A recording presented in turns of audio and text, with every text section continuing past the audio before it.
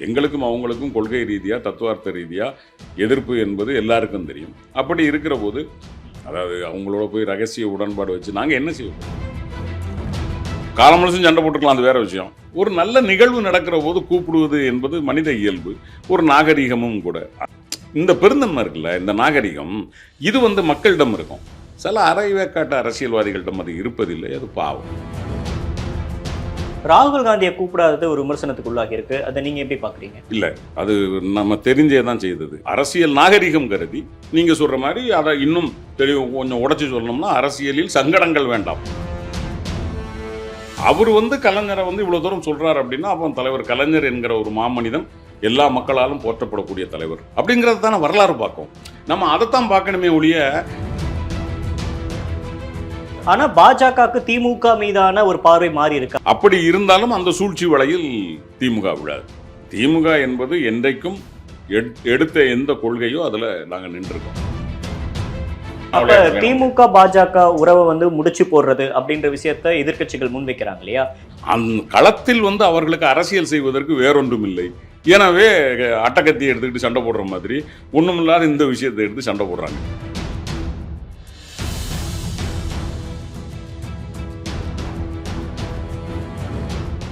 தி debate நேயர்களுக்கு வணக்கம். இன்றைய சிறப்பு நேர்காணலில் நம்மோடு இணைந்திருக்கிறார் திமுகவின் கழக செய்தி தொடர்பாளர் பேராசிரியர் கான்ஸ்டன்டைன் ரவீந்திரன். சார் வணக்கம். வணக்கம். இப்போ கலைஞர் நூற்றாண்டு நினைவு விழாவொட்டி நாணய வெளியீட்டு விழாவில் ராஜ்நாத் சிங் கலந்திருக்காரு. இது சரியான நகர்வுன்னு பார்க்குறீங்களா? இப்போ எதிர்க்கட்சியாக இருக்கக்கூடிய அதிமுக, நாம் தமிழர் இவங்க எல்லாம் என்ன விமர்சனத்தை முன்வைக்கிறாங்க அப்படின்னா, திமுகவுக்கும் பாஜகவுக்கும் ஒரு ரகசிய உறவு இருக்குது அப்படின்ற மாதிரியான குற்றச்சாட்டை முன்வைக்கிறாங்க. நீங்கள் இதை எப்படி பார்க்குறீங்க? நான் அப்படி பார்க்க வேண்டிய அவசியம் இல்லை. அதை மாண்புமிகு முதலமைச்சர் மிக தெளிவாக இன்றைக்கு சொல்லியிருக்கிறார். எங்களுக்கு அந்த தேவையும் இல்லை. அதாவது அவங்களோட போய் ரகசிய உடன்பாடு வச்சு நாங்கள் என்ன செய்ய போகிறோம்? எங்களுக்கும் அவங்களுக்கும் கொள்கை ரீதியாக தத்துவார்த்த ரீதியாக எதிர்ப்பு என்பது எல்லாருக்கும் தெரியும். அப்படி இருக்கிற போது மாண்புமிகு தலைவர் கலைஞர் ஒரு மாபெரும் தலைவர், ஒரு மாநில கட்சியினுடைய தலைவராக இருந்தாலும் தேசிய அளவில் பலவற்றை சாதித்த தலைவர். எனவே அவர் ஒரு தேசிய அளவில் அதை அவருடைய புகழ் பரப்பக்கூடிய வகையில் செய்யணும்னு நினைத்தோம். அதுக்கு அவங்க ஒத்துக்கொண்டார்கள், ஒன்றிய அரசு. எனவே அதை ஒரு பெருமை நிகழ்வாக நடத்தி இருக்கிறோமே தவிர இந்த நிகழ்விற்கும் அரசியலுக்கும் எந்த சம்பந்தமும் கிடையாது. ஆளுநர் நடத்தின தேநீர் விருந்தில் முதலமைச்சர் அவர்கள் கலந்துக்கிறாங்க. இன்னும் அடுத்த நாள்லேயே மத்திய பாதுகாப்புத்துறை அமைச்சர் ராஜ்நாத் சிங் வராங்க. இது ரெண்டு சம்பவங்களும் நடக்கிறப்ப இது அரசியல் ரீதியான ஒரு விமர்சனத்தை எழுப்பும் அப்படின்ற அந்த ஒரு இதை பற்றி நீங்கள் யோசிக்கலையா? இல்லை, இது அரசியல். எதில் நடந்தாலும் எதிர்க்கட்சிகள் அரசியல் பண்ணத்தான் செய்வார்கள். அதை நாம் தடுக்க முடியாது. ஆனால் நமக்கென்று ஒரு தத்துவம் இருக்கிறது, நமக்கென்று ஒரு வழி இருக்கிறது, நமக்கென்று அரசாட்சி உரிமை இருக்கிறது. அப்போ அதில் இன்றைக்கு மாண்புமிகு முதலமைச்சர் மிக தெளிவாக அண்ணா மீது ஆணையிட்டு சொல்லுகிறேன், தலைவர் கலைஞர் மீது ஆணையிட்டு சொல்லுகிறேன், இந்த மாநிலத்திற்கான உரிமை எதையும் நான் விட்டு கொடுக்க மாட்டேன். அவர்களை கூப்பிட்டு வெளியிடுவது என்பது ஒரு நிகழ்வு, வீட்டில் நடக்குது. அதுக்காக நம்ம பக்கத்து வீட்டில் இருக்கிறவரை கூப்பிட்டா காலம் முழுசும் சண்டை போட்டுக்கலாம், அது வேற விஷயம். ஒரு நல்ல நிகழ்வு நடக்கிற போது கூப்பிடுவது என்பது மனித இயல்பு, ஒரு நாகரிகமும் கூட. அந்த வகையில் இதை நாகரிகமாகத்தான் எடுத்துக்கொள்ள வேண்டுமே தவிர, இப்போ அவங்க கூட ரைட்டு நீங்கள் சொல்கிறபடி பார்த்தா இந்த பட்ஜெட் கூட்டத்தொடரில் அதிகமான அளவு பாரதிய ஜனதா கட்சியை டேமேஜ் பண்ணது எங்கள் எம்பிக்கள் தான். ரைட். அப்படி இருக்கும்போது அவங்க ஏன் ஒத்துக்கிட்டாங்க அப்படி பார்த்தா? இல்ல, திமுக பாஜக எதிர்ப்புல எந்த அளவுக்கு ஆரம்பத்தில் இருந்தாங்களோ இப்பயும் அதே மாதிரி எதிர்ப்பை காட்டுறாங்க அப்படின்றதுல மாற்று கருத்து இல்லை. ஆனா பாஜகவுக்கு திமுக மீதான ஒரு பார்வை மாறி இருக்கா? ஏன்னா இப்ப கூட்டணியில மெஜாரிட்டி இல்லாத ஒரு அரசாங்கமா அவங்க இருக்கிறாங்க. இப்ப இங்க இருக்கக்கூடிய 40 எம்பிக்கள் அவங்களுடைய சப்போர்ட் அப்படின்றது பாஜகவுக்கு தேவைப்படுறதுனால பாஜக திமுக மீதான பார்வையை மாற்றி இருக்குன்னு பாக்குறீங்களா? பாஜக நெருங்குறாங்களா திமுகவை? இல்ல, அப்படி அவங்க நெருங்கினாலும் நெருங்குவதற்கான வாய்ப்பு இல்லைங்கிறேன் நான். அவர்களுக்குள் அப்படி ஒரு நீங்கள் சொல்லுவதை போல அதை நான் மறுக்க முடியாது. அவங்களுக்குள்ள இல்லை அப்படின்னு நான் சொல்ல முடியாது, அதை அவங்க தான் சொல்லணும். அப்படி இருந்தாலும் அந்த சூழ்ச்சி வலையில் திமுக விழாது. திமுக என்பது என்றைக்கும் எடுத்த எந்த கொள்கையோ அதில் நாங்கள் நின்றுருக்கோம்.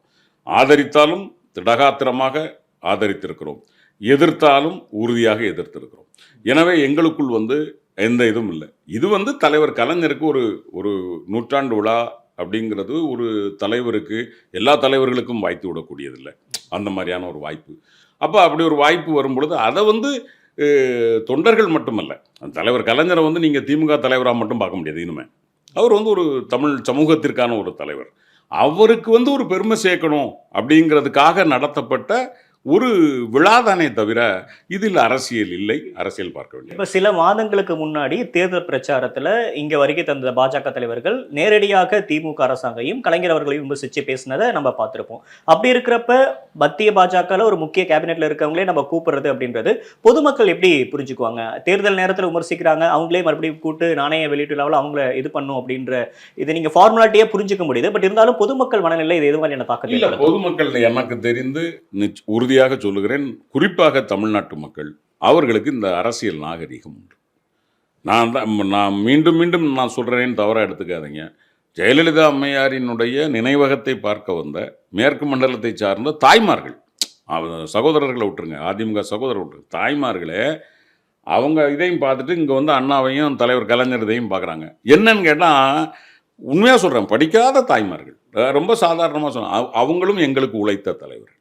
இந்த பெருந்தன்மை இருக்குல்ல, இந்த நாகரிகம், இது வந்து மக்களிடம் இருக்கும். சில அரைவேக்காட்டு அரசியல்வாதிகளிடம் அது இருப்பதில்லை, அது பாவம். ராகுல் காந்தியை கூப்பிடாதது ஒரு விமர்சனத்துக்கு உள்ளாகி இருக்கு. அதை நீங்க எப்படி பாக்குறீங்க? இல்லை, அது நம்ம தெரிஞ்சே தான் செய்தது. ஏன் அப்படின்னா, கூப்பிடுறது நம்ம ஒரு ஒன்றிய அமைச்சர் வர்றாரு, இவர் ஒரு எதிர்க்கட்சி தலைவர், ரைட்? புரோட்டோகால் படி நீங்கள் யாருக்கு முன்னுரிமை கொடுக்க முடியும்? அமைச்சருக்கு தான் கொடுக்கணும், ராஜ்நாத் சிங் அவர்களுக்கு தான் கொடுக்கணும். அப்போ நீங்கள் இவரை செகண்டரியாக நடத்த முடியுமா? நம்ம பிரதமராக நிறுத்தின ஒரு தலைவர் அவரை கூப்பிட்டு நீங்கள் இருங்க அப்படின்ற மாதிரி சொன்னால் அது நல்லா இருக்குமா? அந்த அந்த இப்போ நேற்று வந்து அந்த நூற்றாண்டு விழா நடந்து முடிஞ்சிருக்கு இல்லையா, ஒரு ரம்மியமாக நடந்து முடிஞ்சிருக்கு. இப்போ நீங்கள் ராகுல் காந்தியை கூப்பிட்டுருந்தால் சகோதரர் வந்திருப்பார், அதில் ஒன்றும் மாற்றுக்கிறது கிடையாது. அவர் வந்து பங்கெடுக்கிற போது என்ன சிக்கல் வரும் அப்படின்னா, இந்த சிக்கல் வரும். யாருக்கு முன்னுரிமை கொடுப்பது, யாருக்கு இது? நீங்கள் வந்து அது புரோட்டோகால் படி பார்த்தீங்கன்னா ராஜ்நாத் சிங்குக்கு தான் கொடுக்கணும். அப்போ நீங்கள் வந்து ராகுல் காந்தியை வந்து இது பண்ணீங்கன்னா அவரு தப்பாக எடுக்க மாட்டார், அவருக்கு தெரியும். ஆனால் பொலிட்டிக்கலாக ஒரு விஷயங்கள் தப்பாக போயிருமில்ல அது. அப்போ நமக்கு அது ஒரு மனசு இதாக இருக்கும்ல, நம்ம சொன்ன ஒரு தலைவர், நம்ம முன்னிறுத்தின பிரதமரான முன்னிறுத்தின ஒரு தலைவர், அவரை வந்து நம்ம அப்படி நடத்தணும் அப்படிங்கிறத ஏற்றுக்க முடியாது. அரசியல் சங்கடங்களை தவிர்ப்பதற்காக தான் ராகுல் காந்தி அழைக்கப்படலைன்னு புரிஞ்சுக்கலாம். கண்டிப்பாக அதுதான் உண்மை. அரசியல் நாகரிகம் கருதி நீங்கள் சொல்கிற மாதிரி அதை இன்னும் தெளிவு கொஞ்சம் உடைச்சி சொல்லணும்னா, அரசியலில் சங்கடங்கள் வேண்டாம், அவ்வளவுதான். இப்போ திமுக பாஜக எதிர்ப்புல அதே உறுதித்தன்மையோட தான் இருக்கிறாங்க. மீண்டும் வந்து அந்த கூட்டணி, அந்த உறவு, இதுக்கெல்லாம் எந்த ஒரு விதமான இது இல்லை அப்படின்றத நீங்க உறுதி அளிக்க முடியுமா? நான் உறுதியளிப்பதை விட மாண்புமிகு முதலமைச்சர் தம்பி சங்கர் வீட்டு திருமணத்தில் இன்றைக்கு பேசியிருக்கிறார். பேசுகிற போது மிக தெளிவாக சொல்லுகிறார். அப்பொழுதுதான் அவர் அண்ணாவின் மீதும் தலைவர் கலைஞர் மீதும் ஆணையிட்டு மிக தெளிவாக சொல்லுகிறார், எந்த இடத்திலும் நான் அந்த கொள்கையிலோ கோட்பாட்டிலோ கிஞ்சித்தும் இடம் தகர மாட்டேன், ரைட்? இன்னும் உறுதியாகவே இருக்கிறேன், நீங்கள் அதை பற்றி கவலைப்பட வேண்டாம். அதாவது ராஜ்நாத் சிங் என்கிற ஒருத்தர் வந்து இவ்வளோ தூரம் தலைவர் கலைஞரை, ரைட் தம்பி, நம்ம எதை பார்க்குறோம் அப்படின்னா, இன்னைக்கு இருக்க அரசியலை விடுங்க, இது காலப்போக்கில் ஒரு 50 ஆண்டு காலம், ஒரு 100 ஆண்டு காலம் கழித்து தமிழ்நாட்டு அரசியலை படிக்கிறவங்க, வரலாற்றை படிக்கிறவங்க, தலைவர் கலைஞர் கருணாநிதி என்கிற மனிதன் நூற்றாண்டு விழா கொண்டாடுறாங்க. அவர் முழுக்க முழுக்க எதிர்த்த அல்லது கொள்கை ரீதியில் தத்துவார்த்த ரீதியில் எதிர்நிலையில் இருக்கக்கூடிய ஒரு இயக்கத்தை சார்ந்த அது மூத்த தலைவர் ராஜ்நாத் சிங், அவர் முன்னாள் முதலமைச்சர் வேற, பாஜகவில் தீவிரமான பற்று கொண்டவர். அவர் வந்து கலைஞரை வந்து இவ்வளோ தூரம் சொல்கிறார் அப்படின்னா, அப்போ தலைவர் கலைஞர் என்கிற ஒரு மாமனிதன் எல்லா மக்களாலும் போற்றப்படக்கூடிய தலைவர் அப்படிங்கிறத தானே வரலாறு பார்க்கும். நம்ம அதைத்தான் பார்க்கணுமே ஒழிய இந்த அரசியலுக்காக சிங்கிச்சான். திமுக பாஜக உறவை வந்து முடிச்சு போடுறது அப்படின்ற விஷயத்த எதிர்க்கட்சிகள் முன்வைக்கிறாங்க இல்லையா? இப்ப இது என்ன காரணத்துக்காக அவங்க அப்படி செய்யறாங்கன்னு நினைக்கிறேன். உங்களுக்கு பேசுறதுக்கு அரசியல் இல்லைங்க திமுக மேல. இப்போ நீங்க வந்து திமுக அரசின் மீதான மக்களுக்கு ஒரு வெறுப்பை உண்டாக்கக்கூடிய வகையில், இல்லை மக்கள் வந்து இந்த அரசாங்கம் நமக்கான அரசாங்கம் இல்லை, இது நம்ம கொள்கைக்கு மாறாக, இல்லை இந்த மண்ணுக்கு மாறாக, இந்த மக்களுக்கு மாறாக எதையோ செய்யுது அப்படிங்கிற மனநிலை இருந்தால் அவங்க இதெல்லாம் பேச மாட்டாங்க, அவங்க அதை முன்னெடுக்க முடியும். அந்த களத்தில் வந்து அவர்களுக்கு அரசியல் செய்வதற்கு வேறொன்றும் இல்லை. எனவே அட்டக்கத்தியை எடுத்துக்கிட்டு சண்டை போடுற மாதிரி ஒன்றுமில்லாத இந்த விஷயத்தை எடுத்து சண்டை போடுறாங்க. அதைத்தான் மாண்புமிகு முதலமைச்சர் சொல்லியிருக்காரு. எடப்பாடி பழனிசாமி, நாங்கள் அன்னைக்கு முந்தின நாள் வந்து மாவட்ட செயலாளர் கூட்டத்தில் நாங்கள் தீர்மானம் நிறைவேற்றிருக்கோம் இந்த அரசாங்கம். ஆனா அதே கூட்டத்துல பாஜக அரசுக்கு நன்றி தெரிவித்தும் தீர்மானம் நிறைவேற்றிருக்கோம் இல்லையா? எதுக்கு நன்றி தெரிவித்து? அந்த மாவட்ட செயலாளர்கள் கூட்டத்துல நாணயம் எதுக்கு மத்திய அரசுக்கு நன்றி தெரிவித்து ஒரு கூட்டம் இது பண்ணாங்க. நாணயம் வெளியிடுவதற்கு ஒத்துக்கொண்டதற்கு நன்றி சொல்லி அதுல மாற்றுது. அது வந்து இயக்கம் சார்ந்த விஷயம். நான் சொல்கிறது ஆட்சி சார்ந்து வந்து அவங்க நமக்கு செய்யலை அப்படிங்கிறத, இன்னும் சொல்ல போனால் அண்ணன் டிஆர் பாலு மூத்த தலைவர், அவர் மக்களவை குழு துணைத் தலைவர், அவரே வந்து எங்களுக்கு என்ன பிச்சை போடுறீங்களா 1000 ரூபா 1000 ரூபான்னு அப்படியே அந்த அறிக்கை கொடுத்துருக்கோமா இல்லையா? ரைட். ஸோ எங்களுடைய நிலையில், எங்களுடைய பாஜக சனாதன எதிர்ப்பில் கிஞ்சித்தும் மாற்றம் இல்லை. இப்ப ஆளுநரோட அந்த தேநீர் விருந்துல கலந்துக்கிட்டப்ப நம்ம இதுக்கு முன்னாடி விருந்துகள்ல ஆளுநர் அழைப்பு கொடுத்தப்ப நம்ம கலந்துக்கல. அதுக்கான காரணம் என்ன சொன்னோம்னா, நம்ம நிதியில இருந்து நம்ம அனுப்பின மசோதால இருந்து எந்த மசோதாக்கும் ஆளுநர் வந்து இசைவு தெரிவிக்கல. அவர் இன்னும் அதே நிலைப்பாட்டில் இருக்கிறப்ப அதை எதிர்க்கு சண்டை செய்ய வேண்டிய இடத்துல திமுக இருக்கு அப்படின்றத சொன்னோம். ஆனா இந்த வருஷம் அந்த நிலைப்பாட்டில் மாற்றம் அடைஞ்சிருக்கீங்களா? இல்ல, அந்த மாற்றம்னு இல்லை. அதைத்தான் நான் சொன்னேன். கழகம் வந்து அதுல எந்த இடத்துலையும் அண்ணன் அதாவது அடுத்த நாள் வந்து 15 ரைட் 14ஆம் தேதி அண்ணன் தளபதி வந்து அறிவாலயம் வந்துட்டு போகிறாங்க. வண்டியில் ஏற போகும்போது நானும் நிற்கிறேன், அண்ணா ஆர்எஸ் பாரதி அண்ணன் தலைவர் வண்டியில் ஏறாரு. உங்களுக்கு தெரியும், ஆப்போசிட்டில் நீங்கள் நிற்பீங்க. பத்திரிகையாளர்கள் கேட்குறாங்க, சார் தேநீர் பற்றி என்ன, ஈவினிங் நான் சொல்கிறேன் அப்படின்னு சொல்லி தளபதி சொல்கிறாங்க. சொல்லிவிட்டு கட்சி என்னங்கிறத அமைப்பு செயலாளர் சொல்லுவார் அப்படின்னு சொல்லிட்டு உடனே தலைவருக்கு போன உடனே நம்ம நிருபர்கள் தோழர்கள் வந்தாங்க. அப்போ அண்ணன் சொன்னார், திமுக பங்கெடுக்காது. ஆட்சி தலைவருங்கிற முறையில் முதலமைச்சர் என்ன முடிவெடுப்பார் என்பதை அவருக்கு ஈவினிங் சொல்கிறேன்னு இருக்காரு. நீங்கள் அவர்கிட்ட கேட்டுக்கோங்க. அதில் அதாவது இந்த ஒரு நெருடல் இருந்துகிட்டே இருக்கும். அது என்னையா ஆட்சி, இது என்னையா கட்சி, இல்ல அது ஒரு முரணா இருக்கு இல்லையா? திமுக கட்சி கலந்துக்காது, தமிழக அரசு சார்பில் முதலமைச்சர் ஸ்டாலின் அவர்கள் கலந்துக்கிறாங்க. குறிப்பா முதலமைச்சர் ஸ்டாலினை கலந்துக்கணுமா அப்படின்ற ஒரு கேள்வி வருது இல்லையா? கேபினெட்ல இருக்கவங்க கலந்துருக்கலாம், இல்ல சென்னையில பொறுப்பாஇருக்கக்கூடிய மேயர் அவர்களை கூட கலந்துக்க வச்சிருக்கலாம். ஆனா முதலமைச்சர் நேரடியாக போய் கலந்துக்கிறாரு அப்படின்றப்ப அதுல ஒரு காம்ப்ரமைஸ்க்கு உள்ளாகிறாங்க திமுக அப்படின்ற விமர்சனம் வருது. நீங்க கேட்குற கேள்வியில் நியாயம் இருக்கு, நான் மறுக்கலை. அதாவது அவ்வளோ தூரம் எதிர்த்துட்டு திரும்ப நீங்கள் போகணுமா அப்படிங்கிற உங்களுடைய கேள்வி. போகும்போது அதாவது போகிறது அரசு சார்ந்து அதை நம்ம செய்யணும் அப்படின்னு வரும்பொழுது தலைவர் இல்லாமல் எப்படி போக முடியுங்கிறதுல போய் கலந்துக்கிறாங்க, அவ்வளோதானே ஒழிய மற்றபடி வந்து நீங்கள் நினைக்கிற மாதிரி கவர்னர்கிட்டையோ இல்லை பிஜேபிகிட்டையோ திமுகவிற்கு எந்த இரங்கலும் இல்லை, எந்த இடத்திலும் வந்து சமரசமும் இல்லை.